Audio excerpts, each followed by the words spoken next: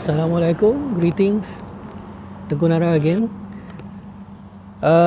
Okay, today I would like to talk about the differences between parang and a Malay sword, pedang.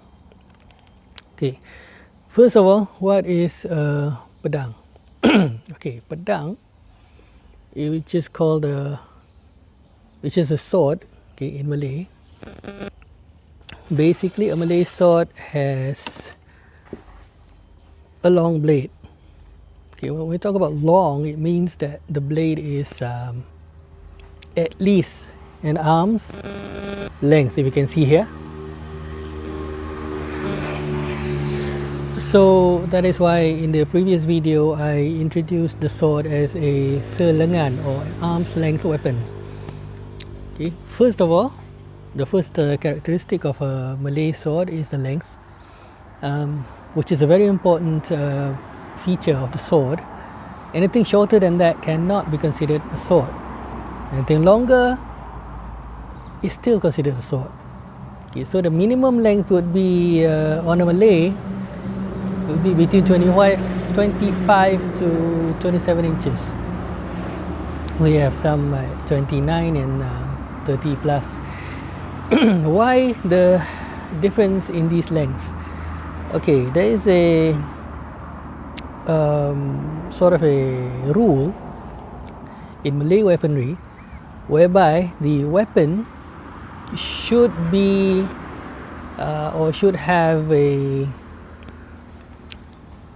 certain measurement that suits the wielder of the weapon.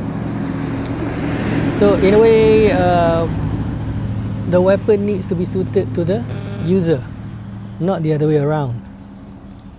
So that is why Malay weapons are very customized, very personalized according to the measurements of the owner of the weapon.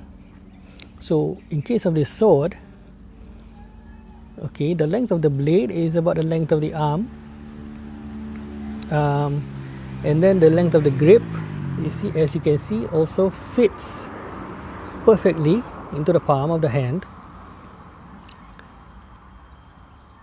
And then when you look at the blade, Malay swords tend to have either a they either don't have any profile taper, or they have a profile taper towards the end. In the case of this blade, it's almost similar from the hilt area, from the base of the blade to the tip. It's about the same width all the way to the end. Alright, and then the next feature for Malay sword or pedang is the thickness of the blade. Okay, swords in the Malay world tend to be thin. Okay, they do not thinner than other types of weapon, I would say. In comparison to European weapons, they might be considered thick. Okay, so the blade is actually very stiff. Okay, compared to perhaps a European weapon. Malay blades are stiffer.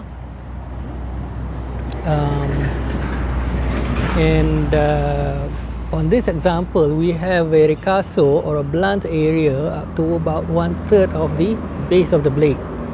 It starts to get sharp from here until the end, and we have a sort of a yeoman, a false edge on the back from starting from here.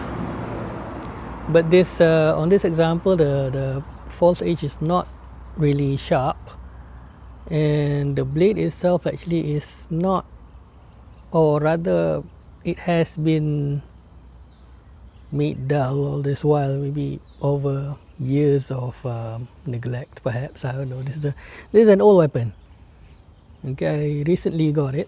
I recently obtained it. Alright, basically that is and the other important feature of a Malay sword is that it has to have a scabbard. So the importance of having a scabbard is so that you protect the blade as with Western thinking or Western principles, a sword with a dull blade is practically useless. So it is the same here to us Malays. It's the same. Okay, we need a sharp sword, a sharp blade to make it an effective weapon. Alright, so I'm just going to talk about the physical aspects of between these two weapons. I'm not going to touch on the application of the weapon. It's going to make the video very much longer. Alright, and then this is a typical parang, a typical Malay parang. When we say parang, it means that the blade tends to widen towards the end. Okay, this is a single-handed weapon, even though the hilt is slightly longer, but if you grip it there, okay, actually it just rests on the little finger there. So this is a nice chopping weapon. It's more like a machete or a falchion perhaps. Alright, but this particular parang is not used for chopping. It is used more for slicing. Okay, it is used in a reverse grip. Now, I know some of you might disagree with reverse grips, but to us in Malaysia, in the Malay world, a reverse grip is nothing unusual.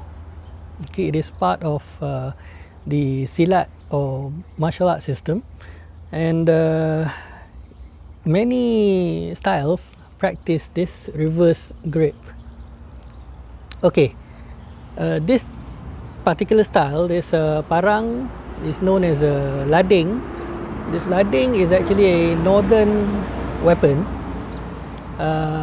made popular by people from the states of Kedah and upwards towards southern Thailand and Kelantan also, where they had a different name for it. They call it the Kalewang, but the blade type is similar. Okay, so what is the difference between a parang and a pedang? Like I said, blade shape. The blade of the parang widens towards the end. Okay, it is also thicker. It is a very sturdy blade. It's a very thick, heavy, sturdy weapon, and it does not have a scabbard. Okay, it can be long, it can be short, but this kind of blade is heavier towards the end, so it's more suitable for chopping rather than cut and thrust for the sword. And in the case of this weapon, okay, as you can see,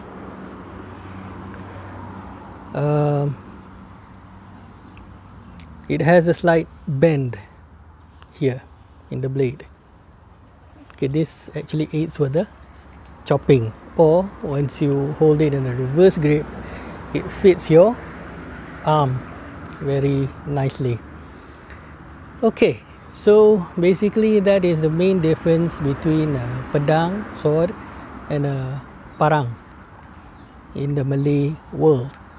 We have a multitude of weapons, a lot of different types of weapons, but in this channel I'm only going to touch on the sword, specifically on the sword, and perhaps into other weapons as well, but more on swords. Alright, so until I see you again, stay home, stay safe, and may peace be upon you. Assalamualaikum.